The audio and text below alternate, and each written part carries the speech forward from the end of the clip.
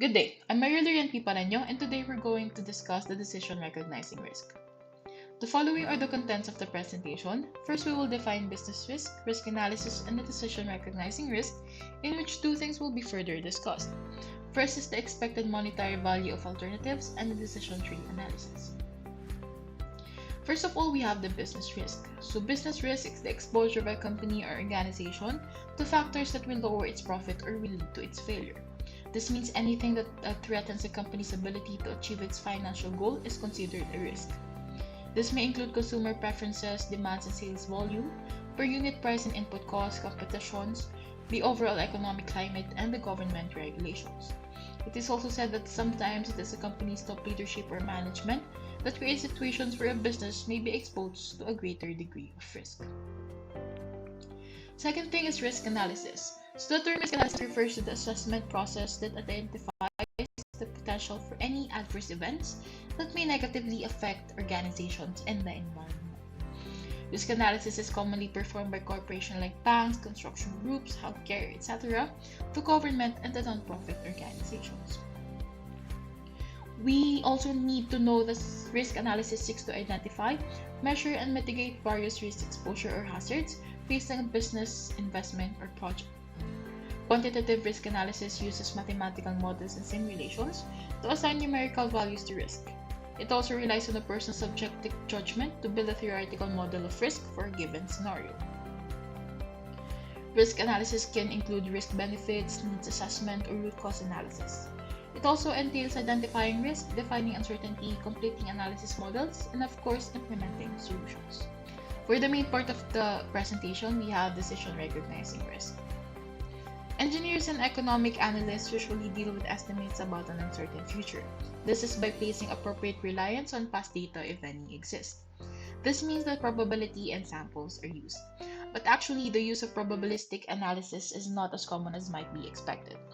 The reason for this is not that the computations are difficult to perform or understand, but the realistic probabilities associated with cash flow estimates are very difficult to assign. This realistic probability set needs experience and judgments of the analyst and can often be used in conjunction with probabilities and expected values to evaluate the desirability of an alternative. Again, there are two ways of making decisions with taking risk into account. We have the expected monetary value of alternatives and then the decision tree analysis. First is the expected monetary value of alternatives, in which the expected value can be interpreted as a long-run average observable if the project is repeated many times. Since a particular alternative is evaluated or implemented only once, a point estimated of the expected value results. However, even for a single occurrence, the expected value is a meaningful number. The expected value, also represented by EX, is computed using the relation shown in the presentation, where xi is the value of the variable x from I from 1 to m, and then your pxi is the probability that a specific value of x will occur.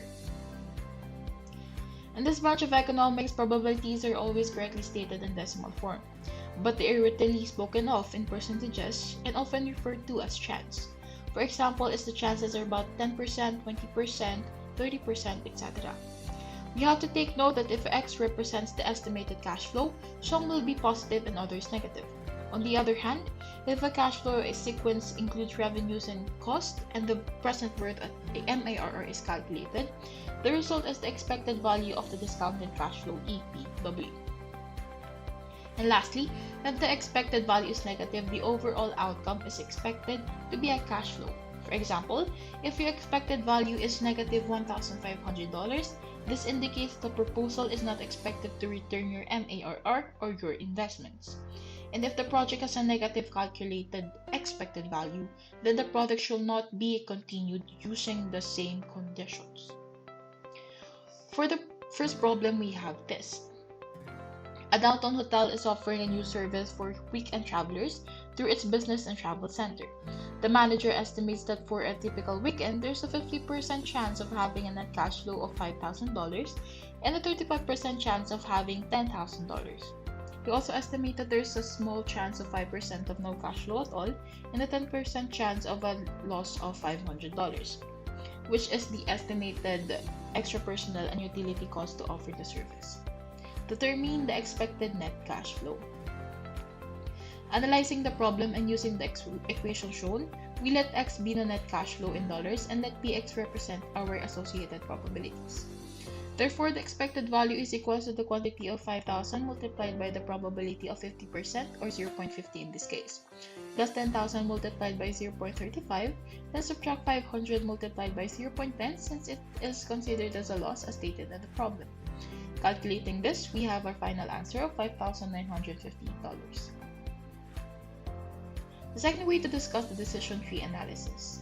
The decision tree analysis is the alternative evaluation that may require a series of decisions where the outcome from one stage is important to the next stage of decision making. When each alternative is clearly defined and probability estimates can be made to account for risk, it is helpful to perform the evaluation using a decision tree. The decision tree shown is constructed left to right, and this includes each possible decision and outcomes.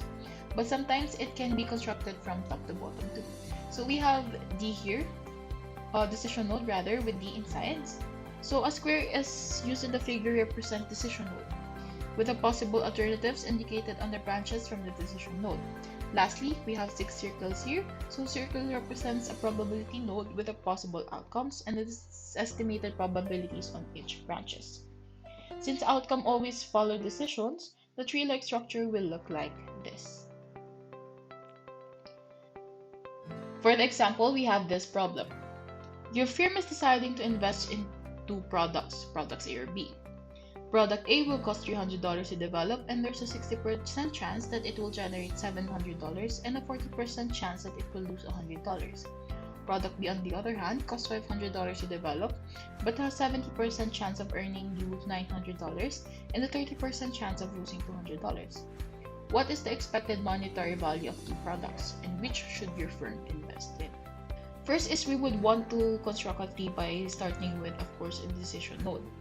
Next is we would have to illustrate the 2 alternatives, which is product A or B, and each we know with its own probabilities. Now we know that investing in product A will cost us $300 to develop, and there's a 60% chance that it will generate us $700 and a 40% chance that it will let us lose $100. While for product B, it will cost us $500 to develop, but has a 70% chance of letting us earn $900 for the firm, and then 30% chance of letting us lose $200. Using the formula shown, we're going to solve for our expected monetary value. For product A, we have negative $300 because it will be our investment, and we're going to add 0.6 multiplied by 700 plus 0.4 multiplied by negative 100 because this will be our loss. And calculating all of this, we're going to yield plus $80, which will be our projected gains. Doing all this same calculation for product B, we're going to yield a gain of $70. And therefore, from the computed value, we can conclude that the company should focus in developing product A, this product A, because it has a more projected gains than product B. That is for our presentation today. Thank you for listening.